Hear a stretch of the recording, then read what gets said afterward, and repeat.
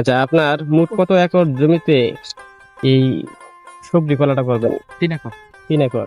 আর G nine বলছিলেন করবেন? জি 9 করবো, এটা আলাদা জায়গা। এটা আলাদা জায়গা নেওয়া হয়েছে। ওইটা যদি আপনাদের প্রদর্শনী বা সহযোগিতা পাই ওটা করবো, না হলে এখন করবো না। এই যে এ হচ্ছে আমাদের আবু রাহেন ভাই।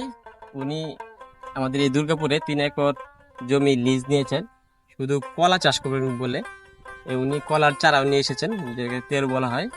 উনি সবজি কলা চাষাবাদ করবেন এবং যদি আমাদের সহযোগিতা পান কৃষি অফিসের, তাহলে উনি আহ জি 9 কলা চাষাবাদ করার উনি আশা আছে, করবেন, তাই না ভাই?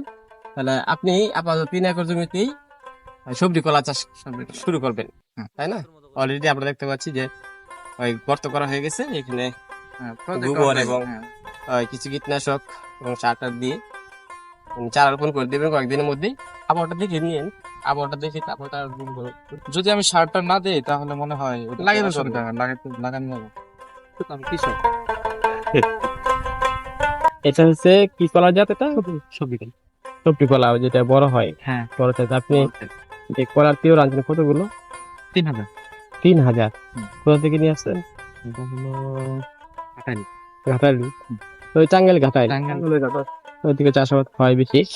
নিজ খরচ আর করতে পারতেছি না। আচ্ছা আচ্ছা, ঠিক আছে, আমরা চেষ্টা করবো, দেখি জি 9টা যদি আনতে পারি তাহলে প্রদর্শনীটা আপনাকে দিব, যেহেতু আপনি অনেক বড় একটা উদ্যোগ নিয়েছেন।